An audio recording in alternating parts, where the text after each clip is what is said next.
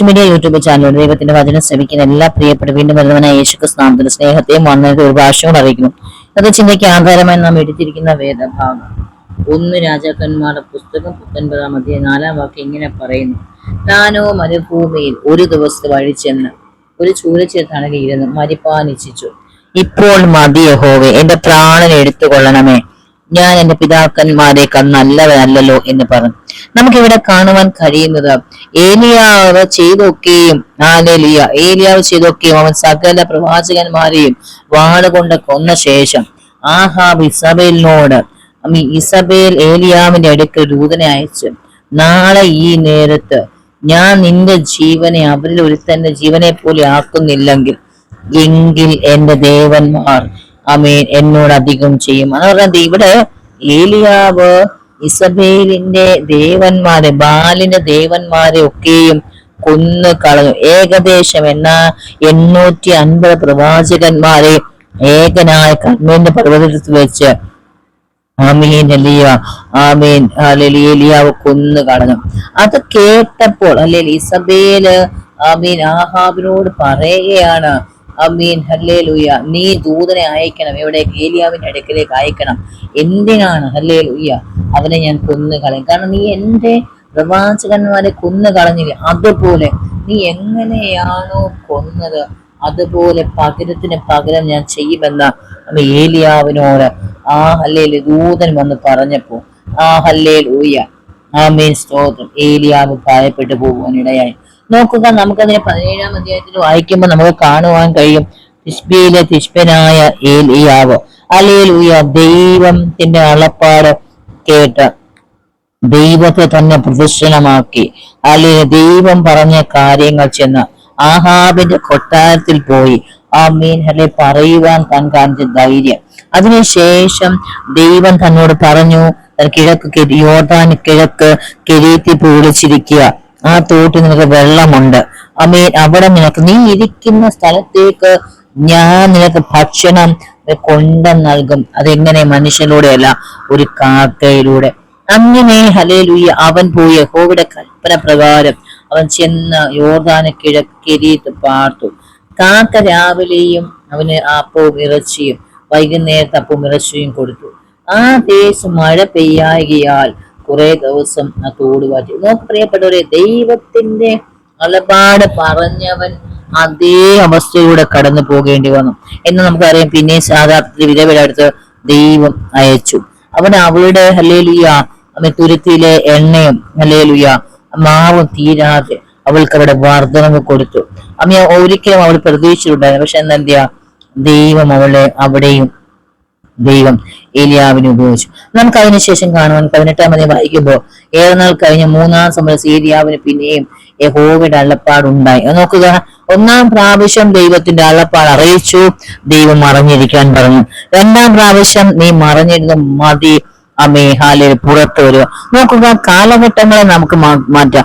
1-ാം പ്രാവശ്യം ദൈവം അള്ളപ്പാട് അറിയിച്ചു ദൈവത്തോട്. 2-ാം പ്രാവശ്യം നമ്മൾ കാത്തിരിക്കാൻ ഒരു സമയമുണ്ട്, ഹല്ലേലൂയ ഒതുങ്ങിയിരിക്കാൻ ഒരു സമയമുണ്ട്. എല്ലാ കാലത്തും നിന്നെ ഒതുക്കിയിരിക്കാൻ ശത്രുവിനും കഴിയത്തില്ല. പക്ഷെ നിന്നെ പുറത്തു കൊണ്ടുവന്ന ദിവസം ഉണ്ട്, പുറത്തു കൊണ്ടുവരുന്ന ദൈവം, നിന്നെ പുറത്തെടുക്കുന്ന ദൈവം, നീ ആരെന്ന് തെളിയിക്കുന്ന ദൈവം, ഹല്ലേലൂയ നിന്നെ പുറത്തെടുക്കുന്ന കർത്താവ്. നോക്ക്, ഏലിയാവിനെ ദൈവം പുറത്തെടുത്തു. പറഞ്ഞു, ഭൂതലത്തിലൊക്കെ ഞാൻ മഴ പെയ്യിക്കത്തില്ല, ഞാൻ ആകാശം അടച്ചു കളയാൻ പോവാന്ന് പറഞ്ഞ് ദൈവം ഒരാളെ പാടിച്ചു. കാരണം ആദ്യത്തെ ദൈവം തന്റെ പ്രവൃത്തി അയച്ചു. 2-ാമത് ഹല്ലേലൂയ അത് പ്രവൃത്തി വെളിപ്പെടുവാൻ ആഹാബിന്റെ അടുത്തേക്ക് ഞാൻ ഭൂതലത്തിലേക്ക് മഴ പെയ്ക്കുവാൻ പോകുന്നു എന്ന് പറഞ്ഞു. അങ്ങനെ ഏലിയാവ് ഹല്ലേലൂയ പോയി ആഹാബിനോട് പറഞ്ഞു. നോക്കുക, അങ്ങനെ നമുക്ക് കാണുവാൻ കഴിയുന്നുണ്ട്.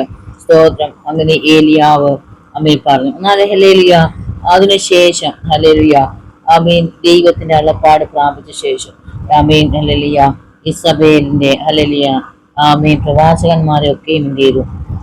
ഏലിയാവ് കൊന്നു കളഞ്ഞു. ഈ കൊന്നു കളഞ്ഞെന്ന് കേട്ടപ്പോൾ ഹല്ലേലൂയ ഇസബേല് ദുഷ്ടയായ സ്ത്രീ ഏലിയാവിനെ കൊന്നു കളയും. നീ എങ്ങനെയാണോ നീ എന്റെ ഹല്ലേലൂയ പ്രവാചകന്മാരെ കൊന്നത് അതുപോലെ ഞാൻ നിന്നെയും കൊല്ലുമെന്ന് പറഞ്ഞപ്പോൾ പെട്ടെന്ന് ഏലിയാവ് ഭയപ്പെട്ടു പോയി. താൻ ആദ്യം ചെയ്ത് കൊട്ടാരത്തിൽ കയറിപ്പോയപ്പോഴോ ദൈവത്തിന്റെ ആലോചന അറിയിച്ചപ്പോൾ ഒന്നും തനിക്ക് എന്ത് ചെയ്യാ ഭയമുണ്ടായി. പക്ഷെ എന്നാൽ ഒരു സ്ത്രീയുടെ വാക്കിന് മുമ്പിൽ എന്ത് ചെയ്തു? താൻ ഭയപ്പെട്ടു പോകുവാൻ ഇടയായി. അങ്ങനെ മരുഭൂമിയിലേക്ക് പോയി, ആരും കാണാത്ത ഒരിടത്തേക്ക് പോയി. ഹല്ലേലൂയ, ആമേൻ. അത് മരിക്കുവാൻ കിടന്നു. ആമേൻ, സ്തോത്രം. ദൈവത്തോട് പറയുകയാണ്, എന്നെ എടുക്കണമെന്ന്. അങ്ങനെ ദൈവം അവയെ ചൂരച്ചെയ്ത് കിടന്നുറങ്ങുമ്പോൾ പെട്ടെന്ന് അവനെ തട്ടി എഴുന്നേറ്റിട്ട് പറയുവാണ്, തിന്നുക എന്ന്. അവൻ ഉണർന്നു നോക്കിയപ്പോൾ കനലിന് ചുറ്റ ഒരു അടയും തുരുത്തിയിലെ വെള്ളവും തലക്കിരിക്കുന്നത് കണ്ടു. അവൻ തിന്ന് കുടിച്ച് പിന്നെയും കിടന്നുറങ്ങി. യഹോവയുടെ ദൂതൻ രണ്ടാം പ്രാവശ്യവും വന്ന് അവനെ തട്ടി ഉണർത്തി. എഴുന്നേറ്റ് തിന്നുക, നിനക്ക് ദൂരയാത്ര ചെയ്യുവാനുണ്ടല്ലോ എന്ന് പറഞ്ഞു. അവൻ എഴുന്നേറ്റ് തിന്ന് കുടിച്ചു. ആഹാരത്തിന്റെ ബലം കൊണ്ട് 40 രാവും 40 പകലും ദൈവത്തിന്റെ പർവ്വതമായ ഹോരേബോളം നടന്നു. അവൻ അവിടെ ഒരു ഗുഹയിൽ കടന്ന് പാർത്തു. അപ്പോൾ അവൻ യഹോവയുടെ അള്ളപ്പാടുണ്ട്, ഏലിയാവേ, നിനക്കിവിടെ എന്ത് കാര്യം? നോക്കുക, ഇവിടെ എന്താ നിനക്ക് കാര്യമെന്നാ ചോദിച്ചത്. ഒരിക്കൽ ദൈവത്തിന്റെ അള്ളപ്പാട് കേട്ട മനുഷ്യൻ ദൈവത്തിന്റെ ഇഷ്ടം അനുസരിച്ച് വാക്ക് കേട്ട് കൊട്ടാരത്തിലേക്ക് പോയി. അവിടെ നിന്ന് ഹല്ലേലൂയ മടങ്ങി വന്നു. ഹല്ലേലൂയ, ആമേൻ. അതിനുശേഷം ആമേൻ, ഹല്ലേലൂയ, ദൈവമാരെന്ന് ഇസ്രായേലിന്റെ ദൈവമാരെന്ന് എന്ത് ചെയ്തു? തെളിയിച്ച് നമുക്ക് കാണുവാൻ കഴിയും.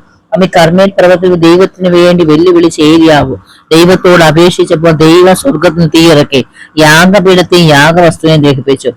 അതിനു ചുറ്റുമുണ്ടായിരുന്ന വെള്ളം, തോട്ടിലെ വെള്ളം വറ്റിച്ചു കളഞ്ഞു. ഇത് കണ്ട യഹോവ ദൈവം എന്ന ജനം ഊശിയേറ്റ് പറഞ്ഞു. എന്നിട്ട് ഹല്ലേലൂയ, ബാലിന്റെയും അശേരയുടെയും 850 പ്രവാചകന്മാരെ കീശോൻ തോട്ടിൽ വെച്ച് ഏലിയാവ് കൊന്നു കളഞ്ഞു. ഏലിയാവ് ഈ ദേവന്മാരെ കൊന്നു കളഞ്ഞ് അറിഞ്ഞ്, പ്രവാചകന്മാരെ കൊന്നു കളഞ്ഞ ഇസബേൽ തന്റെ ദൂതനെ ഏലിയാവിന്റെ അടുക്കൽ അയച്ചിട്ടാണ് തന്റെ ദേവന്മാരുടെ പ്രവാചകന്മാരെ കൊന്നു കളഞ്ഞ ഏലിയാവിനെ അവയിൽ വിളിച്ച്, നീ എങ്ങനെയാണോ ഇവന്മാരെ കൊന്നു കളഞ്ഞത്, അതുപോലെ ഞാൻ നിന്നെ കൊന്നു കളയുമെന്ന അവളുടെ വാക്ക് കേട്ടപ്പോ ഏലിയാവ് ഭയപ്പെട്ടു പോയി. ഹല്ലേലൂയ. നമുക്ക് കാണുവാൻ ദൈവത്തിലുള്ള അചഞ്ചലമായ വിശ്വാസത്താൽ ഏകനായ രാജാവിന്റെ അവരുടെ പ്രവചകളെയും ബാലിന്റെയും അശേരയുടെയും 850 പ്രവാചകന്മാരെ വെല്ലുവിളിച്ച് ഏലിയാവ് ഇസബേലിന്റെ വധഭീഷണിക്ക് മുമ്പിൽ ഭയന്നുപോയി. കേവലം മണിക്കൂറുകൾ കൊണ്ട് ദൈവം അവന്റെ നിലവിളിക്ക് മുമ്പിൽ തീയിറക്കിയ കാര്യം ഓർക്കാതെ ഹല്ലേലൂയ, ആമേൻ, ഹല്ലേലൂയ, ഏലിയ ബേർശേബയിലേക്ക് മരുഭൂമിയിലേക്ക് ഓടിപ്പോയി. മരിക്കുവാൻ ഇച്ഛിച്ചുകൊണ്ട് അവിടെ ഒരു ശൂരച്ചെന്നടയിൽ കിടന്നു. ഇപ്പോൾ മതി യഹോവേ, എന്റെ പ്രാണൻ എടുത്തു കൊള്ളണമേ എന്ന് പ്രാർത്ഥിച്ചു. ഹല്ലേലൂയ. പ്രിയപ്പെട്ടവരെ, നമുക്ക് തരണം കഴിയാത്ത പ്രതിസന്ധികളെ എന്നേക്കുമായി തകർത്തു കളയുമെന്ന് തോന്നുന്ന ഹല്ലേലൂയ ഭീഷണികളെയും നമുക്ക് നേരിട്ട് വിജയിക്കുവാൻ കഴിയണമെങ്കിൽ നാം ആ നിമിഷം വരെയും നമ്മളെ അത്ഭുതകരമായി ഓർത്ത് ദൈവത്തിങ്കിലേക്കും അവന്റെ കണ്ണുകളിലേക്ക് നാം നോക്കണം. നമുക്ക് ഏലിയാവിന് ഒരു പക്ഷേ മനസ്സിലാക്കാമായിരുന്നു, എന്നെ ഇതുവരെയും കൊണ്ടുവന്ന ദൈവമാണ്, ഹല്ലേലൂയ, യഹോവയായ ദൈവം, ഞാൻ സേവിച്ചു നിൽക്കുന്ന ദൈവമാണ്, ഹല്ലേലൂയ, അവൻ എന്നെ ഒരു സ്ത്രീയുടെ കരങ്ങളിലേക്ക് മരിക്കാൻ വിട്ടു കൊടുക്കത്തില്ല എന്ന് അവൻ നമുക്കറിയാം. ഏലിയാവിന്റെ ജീവിതത്തിൽ ഏലിയാവിന് 3 ഘട്ടങ്ങളായിട്ടുള്ള ശുശ്രൂഷകളാണ് ഉണ്ട്. ഒന്ന്, ദൈവം അള്ളപ്പാട് കൊടുത്ത് കൊട്ടാരത്തിലേക്ക് പോയി. രണ്ടെണ്ണം, ആ ദൈവത്തിന്റെ ആലോചന പറഞ്ഞ മനുഷ്യൻ ഹല്ലേലൂയ ഞെരുക്കത്തിലൂടെ കടന്നുപോയി. പക്ഷെ എന്നാ ദൈവം അവനെ വിശാലതയിൽ കൊണ്ടുവന്നു. ആ വിശാലത എന്ന് പറയുന്നത് അവൻ വിചാരിച്ചത് പോലെയല്ല. അവൻ ശക്തിയോടും മഹത്വത്തോടുമുള്ള ശുശ്രൂഷ ദൈവം ചെയ്തെടുത്തു. പ്രിയപ്പെട്ടവരെ, നാം വിശ്വാസത്തിൽ കടന്നു വന്നിട്ടുണ്ടാകാം.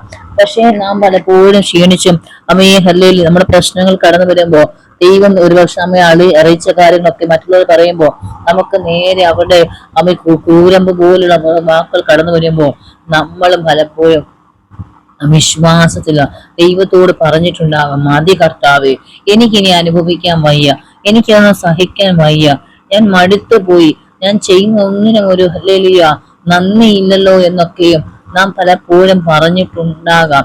എന്നാൽ ഹല്ലേലൂയ കർത്താവ് പറഞ്ഞൊരു കാര്യം ഇവിടെ ഉണ്ട്. ഏലിയാവിനെ പോലെ നാമും ക്ഷീണിച്ചു പോകും. അല്ലെങ്കിൽ ഏലിയാവ് നമുക്ക് സ്വഭാവമുള്ള മനുഷ്യനാണ്, യാക്കോബിന്റെ ലേഖനത്തിൽ പറയുന്നു. നാം ക്ഷീണിച്ചു പോകുവാൻ ദൈവം അനുവദിക്കത്തില്ല. ഒരു ഹല്ലേലൂയ, ഒരു മറവുണ്ടെങ്കിൽ ഒരു തെളിവുമുണ്ട്. ഏലിയാവിന് മറഞ്ഞിരിക്കുന്ന ഒരു സമയമുണ്ടായിരുന്നു. എന്നാൽ ഒരു കാലഘട്ടം കഴിഞ്ഞപ്പോൾ ദൈവം ഏലിയാവിനെ പുറത്തെടുത്തു. ഹല്ലേലൂയ. നമ്മളുടെ ചിന്തകളല്ല ദൈവത്തിന്റെ ചിന്ത, നമ്മുടെ ആഗ്രഹമല്ല ദൈവത്തിന്റെ ആഗ്രഹം, നമ്മുടെ വിചാരങ്ങളല്ല ദൈവത്തിന്റെ വിചാരം. ഏലിയാവ് മരിക്കുവാൻ ആഗ്രഹിച്ചു, പക്ഷേ മരണം എന്ന് പറയുന്നത് ഏലിയാവിന്റെ ജീവിതത്തിൽ ഉണ്ടായിരുന്നില്ല. നമുക്ക് കാണുവാൻ കഴിയും. അതിനുശേഷം ഏലിയാവ് ദൈവം കൊടുത്ത ആഹാരം ഭക്ഷിച്ച ശേഷം 40 രാവും 40 പകലും ഹോരേബോട് നടന്നു കയറി. അതിനുശേഷം ഹല്ലേലൂയ 2 പേരെ അഭിഷേകം ചെയ്തു. ഒരാളെ രാജാവായിട്ടും മറ്റൊരാളെ പ്രവാചകനായിട്ടും അഭിഷേകം ചെയ്തു. അതിനുശേഷം അഗ്നികരമായ കുലഗ്രഹങ്ങളുമായി സ്വർഗത്തിലേക്ക് കയറി പോകുന്നത് കാണുവാൻ കഴിയും. ഹല്ലേലൂയ.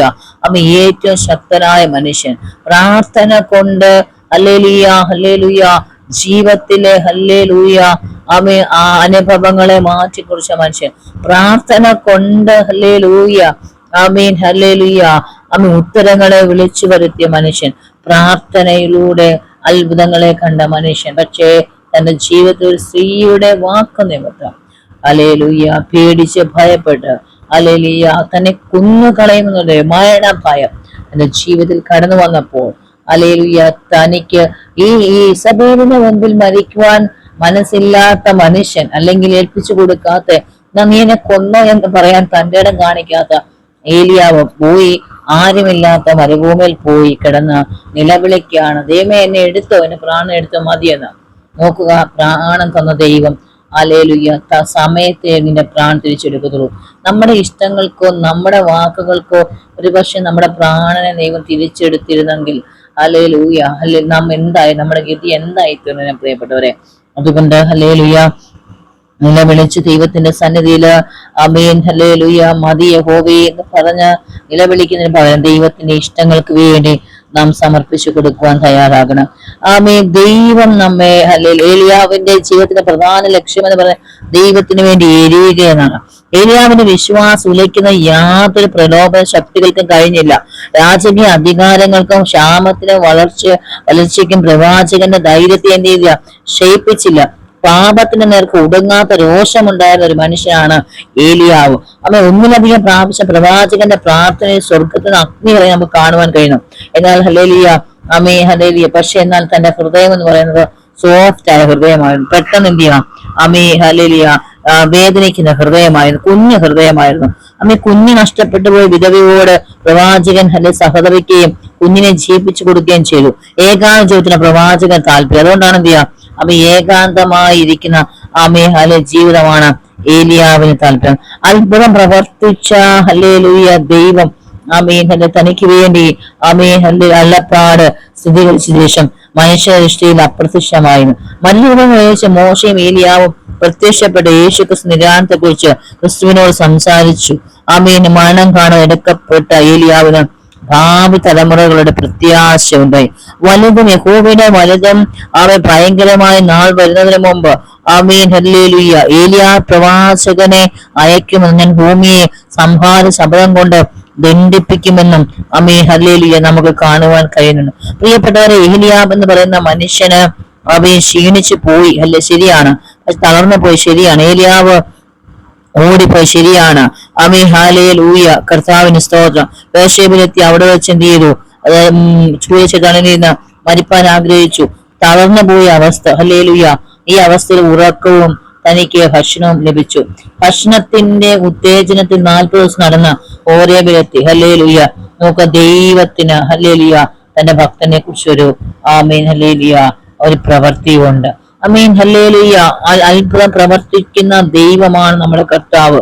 ക്ഷീണിച്ചു പോകുമ്പോൾ നമ്മെ തള്ളിക്കളയുകയല്ല, നമ്മെ ഉപേക്ഷിച്ച് കളയുന്ന ദൈവമല്ല.